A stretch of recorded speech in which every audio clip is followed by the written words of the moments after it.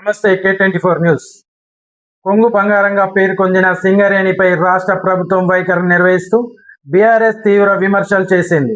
సింగరేణి సంస్థను బలహీనపరిచే ప్రయత్నాలు జరుగుతున్నాయని ఆరోపించిన ఆ పార్టీ నేతలు కార్మికుల హక్కుల పరిరక్షణ కోసం మాజీ ముఖ్యమంత్రి కేసీఆర్ నాయకత్వంలో ఎంతటి ఉద్యమానికైనా సిద్ధంగా ఉంటామని ప్రకటించారు. సింగరేణి పరిరక్షణే తమ ప్రధాన లక్ష్యమని, అవసరమైతే రాష్ట్ర వ్యాప్తంగా ఉద్యమాన్ని మరింత ఉధృతం చేస్తామని స్పష్టం చేశారు. చూస్తుండండి మరిన్ని అప్డేట్స్ కోసం K24 న్యూస్.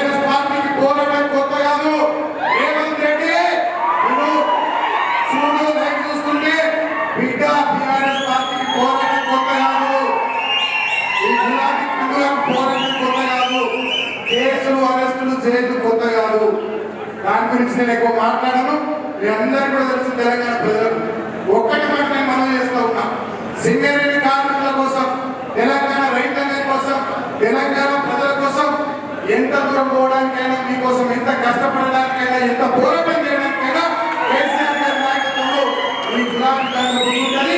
ఖచ్చితంగా రాబోయే రోజుల్లో ఇంకా మంచి మంచి కార్యక్రమాలు చేపడుతూ కార్మికుల ప్రయోజనాలు, సింగరేణి సంస్థ పరిరక్షణ చేయాలి. ఈ ప్రాంతంలో ఉన్నటువంటి మేము పనిచేస్తాం. ఎందుకంటే టీఆర్ఎస్ పార్టీకి సింగరేణితో ఉన్నది పేరుకున్నారు. ఇవాళ రేవంత్ రెడ్డికి సింగరేణి ఒక బంగారు బాబులా కనబడతా ఉన్నది.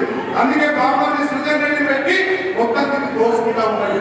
సింగరేణి ఒకప్పుడు అద్భుతంగా కేసీఆర్ నాయకత్వంలో ఎదిగినటువంటి సంస్థ ఇవాళ ఎట్లా లోపాలైంది, ఎట్లా నష్టపోతా ఉంది కార్మికులకు అన్ని విషయాలను గారు వివరిస్తారు. కానీ ఒకనాడు కలకలాడినటువంటి సింగరేణి మీ ప్రాంత ప్రజాప్రతినిధులుగా చూసినటువంటి మేము ఇవాళ వెలువెలబోతున్నటువంటి సింగరేణిని, బాధపడుతున్నటువంటి కార్మికుల కుటుంబాలను చూసి ఇవాళ మేమంతా కూడా ఆవేదన చెందుతా ఉన్నాం. డెఫినెట్ గా మళ్ళా మీ అందరి దయతోని ఎక్కడ పోగొట్టుకుందో బీఆర్ఎస్ అక్కడే రాబట్టుకుంటది. మీ అందరి దయతోని, సింగరేణి కార్మికుల దయతోని మాకు పూర్తి స్థాయిలో నమ్మకం ఉంది. మళ్ళీ తెలంగాణలో గులాబీ జెండా ఎగురుతుంది, కేసీఆర్ నాయకత్వం వస్తుంది. మళ్ళీ సింగరేణికి పూర్వ వైభవం వచ్చే విధంగా ఖచ్చితంగా మనమంతా ముందుకు సాగుదాం, గట్టిగా పనిచేద్దామని చెప్పి మీ అందరికీ కూడా టీబీజీకే సోదరులకు, సింగరేణి కార్మికులకు, పార్టీ నాయకులు, కార్యకర్తలందరికీ విజ్ఞప్తి చేస్తూ మీ పోరాటంలో ఒక అడుగు మేము ముందే ఉంటుంది తప్ప వెనుకపోమని చెప్పి నేను తెలియజేస్తూ ముగించే ముందు ఒక విషయం చెప్తా. నేను మొన్న జైల్లో ఉన్నప్పుడు ఈ ప్రాంతానికి 4 మంత్రులు వచ్చింది. శ్రీరాంపూర్ డిప్యూటీ సీఎం బట్టి విక్రమార్క గారు, శ్రీధర్ బాబు గారు, అట్లూరు లక్ష్మణ్ కుమార్ గారు, పొన్నం ప్రభాకర్ గారు.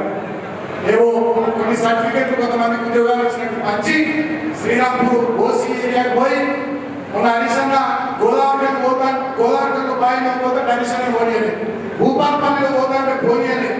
కానీ ఈ అధికారులు మాత్రం సింగరేణి అధికారులు కానీ, పోలీస్ అధికారులు కానీ, డిప్యూటీ సీఎం గారిని, మంత్రులను బ్రహ్మాండంగా కాంగ్రెస్ ఎమ్మెల్యేలను తీసుకొని పోయి ఆ ఓసీ ఏరియాతో తెప్పించి 4 ఫోటోలు 5 వీడియోలు పంపించి సింగరేణి ఎంత మంచిగా ఉందని చెప్పి కలరింగ్